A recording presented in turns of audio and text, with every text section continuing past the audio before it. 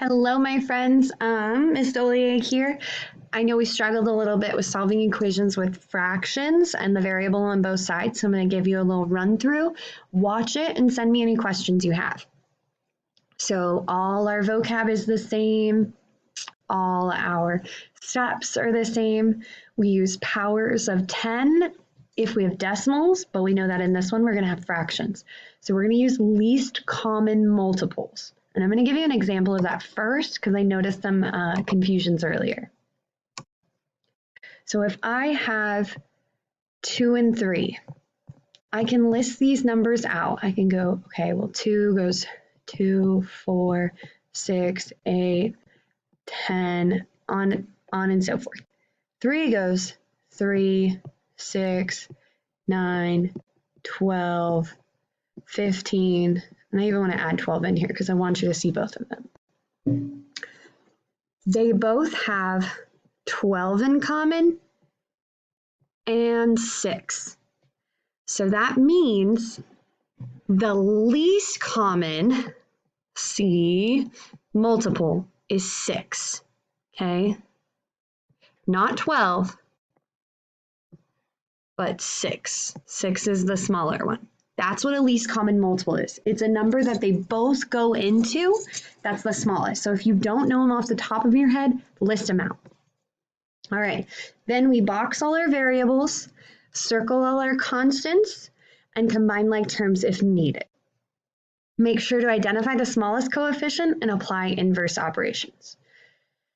Then apply inverse operations to solve it. All right, and I have those steps to the side also. So, oops, I was like, I'm trying to give myself more room, but it's like freaking out. There, okay, now it's all the way at the top. So, I want to start with red. I think that's helpful. I have fractions. So I'm looking at the denominators, 10, 2, 5. I need the least common multiple out of those numbers. Some of us think 2, some of us think 5. It has to be the number that all three of them go into. So 2, 5, 10. So I know 2 goes 2, 4, come on, 6, 8. Oh, it's so slow. 10, 12, and it keeps going.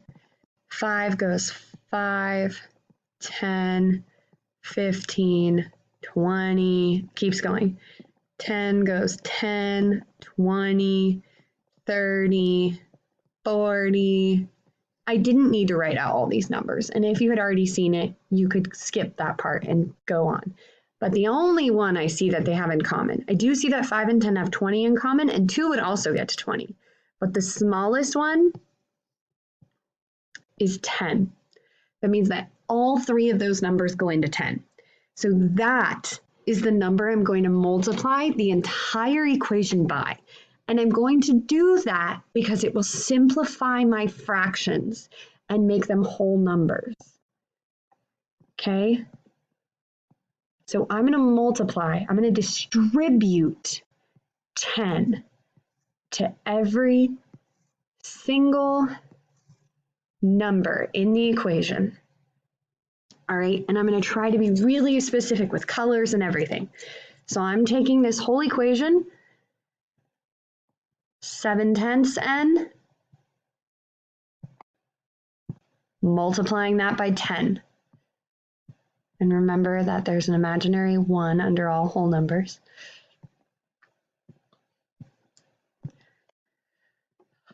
Taking the 3 halves, I'm multiplying it by 10.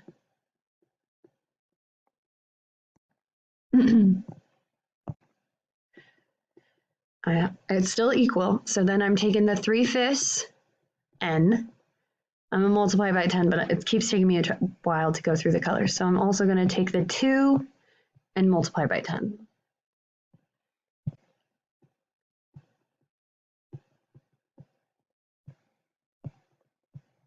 All right, so look at that. I rewrote it just so it's very clear, and I used different colors because I wanted you to see the difference there. All right. Now, before I even try to multiply these and get crazy, I'm just going to cross simplify. Okay, sometimes that's called cross cancel, whatever. You look at the numbers and you see if one of them can go into the number or if they have something in common. Well, we know that all of these numbers can go into 10. That's why we chose 10. So watch what happens, and I'm going to use a different color to try to really show you what I'm doing. So I'm looking across. I'm looking at this 10, and I'm looking at this 10. The whole point is I want this denominator to be 1. I want all the denominators gone. So 10 goes into itself 1 time. 10 goes into itself 1 time. Both of those 10s are gone now. They cross-canceled.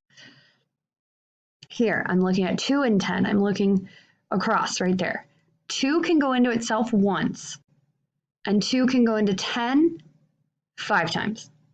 All right, now I'm looking at the 5 and the 10. 5 can go into itself once, and 5 can go into 10 2 times.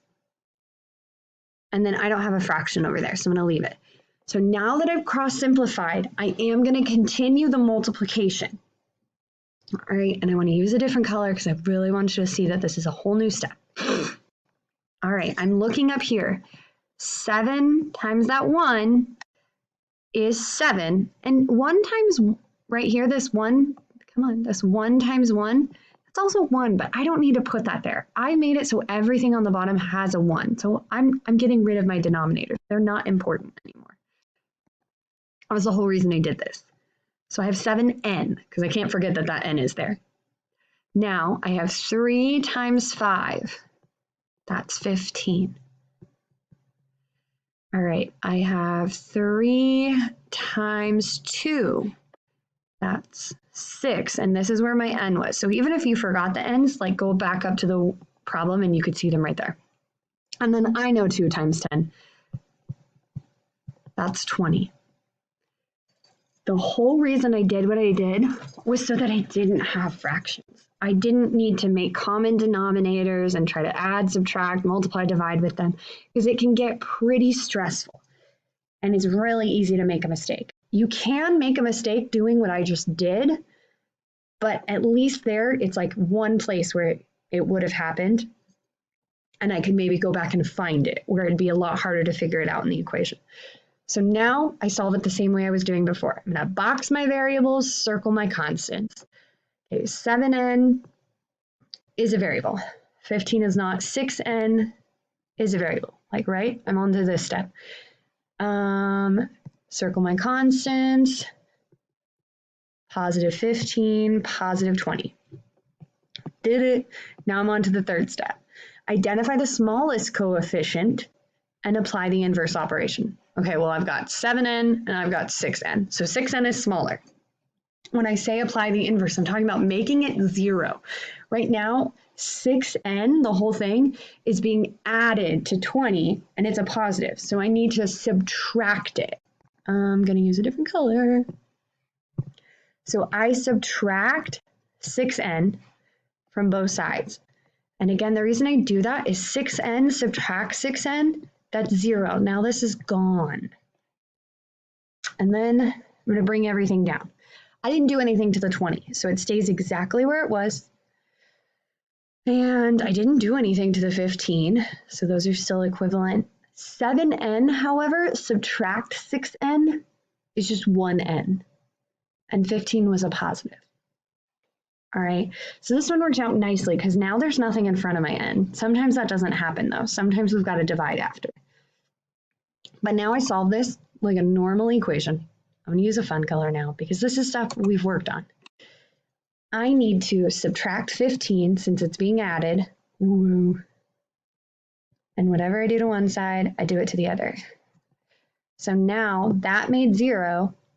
I bring my n down and n equals 5. If n had had something on it, like, and I'll show it in a different color to show you that I'm not doing the same thing. If it had had like a 5, because that's the only thing that can go into 5. If it had had a 5, I'd bring it down and then I'd divide by 5. It didn't though. I added that on as an example. So I'm going to go back and erase it because I don't want that to confuse you. But if it had had a number, a coefficient, I would have to then divide in order to get rid of it. But this ending answer is just n equals 5.